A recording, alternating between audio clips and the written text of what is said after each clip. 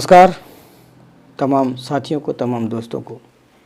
कुछ खास रिपोर्ट, कुछ बेहतर बातें आपको बताने वाला हूं, आप हमारे साथ बने रहिए। भारत में बेहतर इलाज के लिए गरीबों को आर्थिक मदद देने के लिए आयुष्मान भारत प्रधानमंत्री जन आरोग्य योजना की शुरुआत हुई थी। साल 2020 में कोविड-19 महामारी का असर झेल रहे लोगों के लिए इसके दायरे को बढ़ाया गया था। बीबीसी ने सूचना के अधिकार आरटीआई का इस्तेमाल करते हुए कोरोना महामारी के दौर में विज्ञापन के खर्चे में मोदी सरकार की प्राथमिकताओं को समझने की कोशिश की है।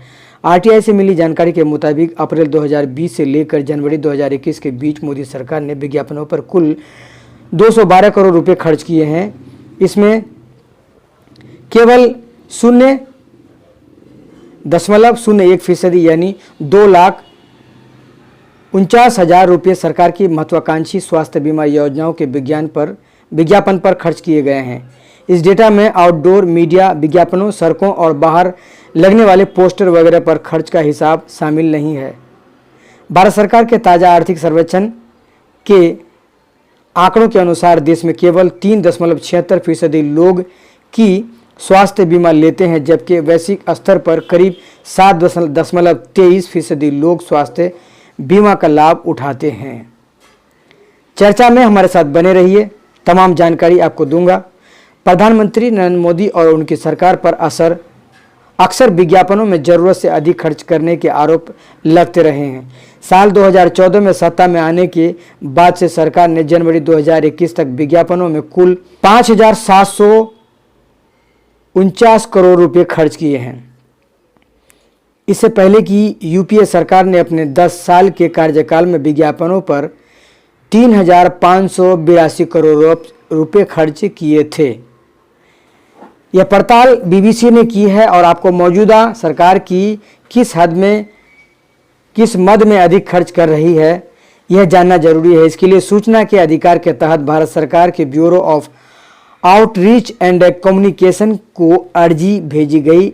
यह विभाग सरकार को दिए जाने वाले विज्ञापन का लेखा जोखा रखता है। आरटीआई के जवाब में ब्यूरो ने 2000 पन्नों के दस्तावेज भेजे, जिसमें कई 2004 से लेकर जनवरी 2021 के बीच प्रिंट मीडिया, टेलीविज़न, डिजिटल और आउटडोर प्लेटफॉर्म पर सरकारी विज्ञापनों पर किए गए खर्च का हिसाब था।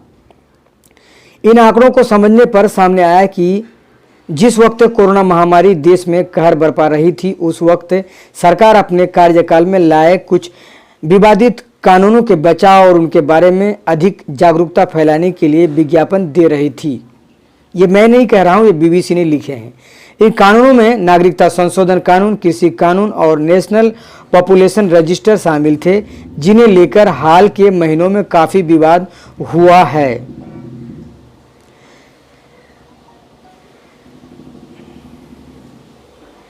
यह योजना के फायदे के बारे में किसे कितनी जानकारी है ये भी समझना होगा। साल 2018 में प्रधानमंत्री नरेंद्र मोदी ने 10,000 रुपये से कम प्रति माह की आय वाले भारतीय परिवारों के लिए एक स्वास्थ्य बीमा योजना शुरू की थी।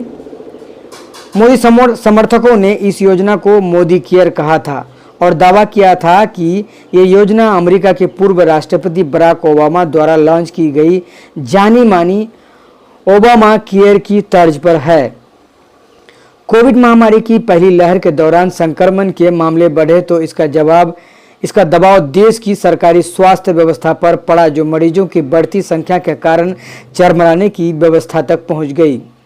इस दौरान हजारों लोगों ने इलाज के लिए निजी अस्पतालों का रुख किया और कई परिवारों के लिए जरूरी पैसों की व्यवस्था करनी पड़ी, समस्या बन गई। ऐसे में सरकार ने आयुष्मान भारत योजना का दायरा बढ़ाया और कईयों के लिए यह सरकारी बीमा योजना बेहद अहम साबित हुई। अप्रैल 2020 में सरकार ने कहा कि निजी और सरकार के साथ जुड़े सार्वजनिक सवालों में कोरोना वायरस की टेस्टिंग और कोविड-19 के इलाज का खर्च इस बीमा योजना के तहत कवर होगा। बताते चलें कि इस योजना के तहत अस्पताल में भर्ती होने की सूरत में लाभार्थियों को कैशलेस इलाज मिलता है और साल में इस एक परिवार के सदस्यों के इलाज पर 5 लाख तक के खर्च को कवर किया जाता है। आरटीआई के जरिए हमें पता चला है कि 2018 के आखिर से लेकर 2020 की शुरुआत तक सरकार ने आयुष्मान योजना के बारे में जागरूकता बढ़ाने के लिए 25 करोड़ रुपयों से अधिक के विज्ञापन दिए हैं, मगर कोरोना महामारी के दौरान यह खर्च काफ़ी हद तक कम कर दिया गया और सरकार की सकारात्मक छवि दिखाने वाले अभियानों पर अधिक खर्च किया गया। इसमें सरकार का मुमकिन है कि अभियान शामिल है और जिनके केंद्र में पीएम मोदी की छवि थी। बीबीसी ने स्वास्थ्य योजनाओं के बारे में जागरूकता बढ़ाने वाले विज्ञापनों पर खर्च बनाम विवादित कानूनों के बारे में विज्ञापन के संबंध में बीजेपी के राष्ट्रीय प्रवक्ता नलिन कोहली से संपर्क किया, लेकिन उन्होंने इस मुद्दे पर टिप्पणी करने से इनकार कर दिया। लोगों को कितना फायदा मिला यह भी जानना बहुत जरूरी है। केंद्र सरकार आयुष्मान योजना में पंजीकरण कराने के बावजूद राजस्थान के सीकर में रहने वाले राजेंद्र प्रसाद को अस्पताल का बिल देना पड़ा। राजेंद्र के भाई सुभाष चंद्र के पास प्रधानमंत्री आयुष्मान भारत स्वास्थ्य बीमा योजना का कार्ड है। इस साल मई में कोरोना संक्रमण के बाद उन्हें इलाज के लिए निजी अस्पताल में भर्ती होना पड़ा था। राजेंद्र ने बीबीसी से संवाददाता सरोज सिंह को बताया था कि उन्हें इस बात की जानकारी थी कि इस सरकारी योजना के तहत कौन से अस्पताल सूचीबद्ध है। उन्होंने कहा, अस्पताल के डॉक्टर ने आयुष्मान भारत योजना कार्ड को स्वीकार करने से मना कर दिया है और मेरे भाई का इलाज करने से इनकार कर दिया है। अब मुझे लगता है कि इस कार्ड से होने का कोई हमारे पास फायदा नहीं है। हालांकि राज्य स्वास्थ्य योजना की सरकारी अधिकारी अरुणा राजौरिया का कहना है कि आयुष्मान योजना के सभी लाभार्थियों को SMS के जरिए एक लिंक भेजा गया है जिसमें उन अस्पतालों की लिस्ट भी थी जो इस योजना के तहत सूचीबद्ध है। हालांकि सुभाष चंद्र दावा करते हैं कि उन्हें कोई SMS नहीं मिला है। आपको बताते चलें कि लोगों ने कोरोना के इलाज के लिए केंद्र सरकार की इस योजना का फायदा लिया है। यह जानने के लिए बीबीसी ने एक और RTI अर्जी डाली है। इस RTI के जवाब में पता चला है कि 18 अगस्त 2021 तक 7.07 लाख लोगों को इस योजना का लाभ मिला है। 2 सितंबर 2021 तक भारत में कोरोना के संक्रमण के 3.3 करोड़ मामले दर्ज किए गए हैं और इस बीमारी से 4,40,000 लोगों की मौतें हुई हैं। भारत में करीब 13 करोड़ परिवारों के पास प्रधानमंत्री आयुष्मान भारत स्वास्थ्य बीमा योजना का कार्ड है। ताज़ा सरकारी आंकड़ों के अनुसार इस योजना के तहत 10.74 करोड़ परिवार और 50 करोड़ से अधिक व्यक्तिगत लाभार्थी हैं। वह भारत की आबादी का 40% हिस्सा है जो गरीबी रेखा से नीचे है।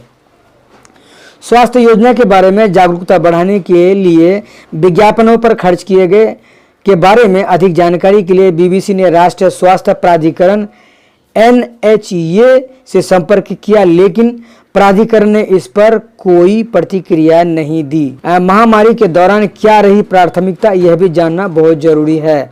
राज्यसभा सांसद रामगोपाल यादव के नेतृत्व में बनी स्वास्थ्य और परिवार कल्याण मामलों की संसदीय स्वास्थ्य समिति ने लाभार्थियों के बीच आयुष्मान भारत योजना को लेकर जागरूकता की कमी पर चिंता जताई थी। नवंबर 2020 में पेश की गई अपनी रिपोर्ट में समिति ने कहा कि प्रधानमंत्री आयुष्मान भारत स्वास्थ्य योजना के कई लाभार्थियों को इस बात की जानकारी ही नहीं थी कि इस योजना के तहत कोविड-19 का इलाज और कोरोना वायरस की टेस्टिंग मुफ्त में कराई जा सकती है।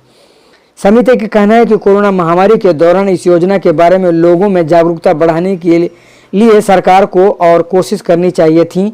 सार्वजनिक नीति और मेडिकल इंफ्रास्ट्रक्चर विशेषज्ञ डॉक्टर चंद्रकांत लहरिया कहते हैं कि ऐसी योजना जिसके जरिए आबादी के 40% हिस्से को कैशलेस स्वास्थ्य सेवा की सुविधा प्रदान की जा सकती है, जिसमें अधिकतर वंचित वर्ग के लोग शामिल हैं, वह समाज के निचले तबके के लिए वरदान साबित हो सकती है।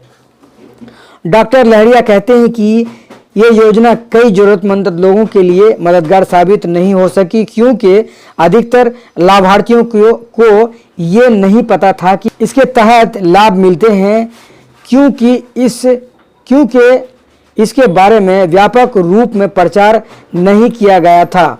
साल 2021-22 के लिए केंद्र सरकार के बजट में आयुष्मान भारत योजना के लिए 6,400 करोड़ रुपए का आवंटन किया गया है। बीते सालों में यानी 2019-20 और 20-21 केंद्र सरकार के बजट में इसी तरह का प्रावधान किया गया था। ये स्वास्थ्य और परिवार कल्याण मंत्रालय के लिए कुल बजट आवंटन का करीब 8.98% है। जिस साल ये योजना शुरू हुई थी उसी साल के लिए 2,400 करोड़ रुपए का आवंटन किया गया था। हमारे वीडियोस को, हमारे ऑडियोज को जरूर शेयर करें। इसी के साथ अपनी बातों को विराम देता हूं। नमस्कार, जय हिंद।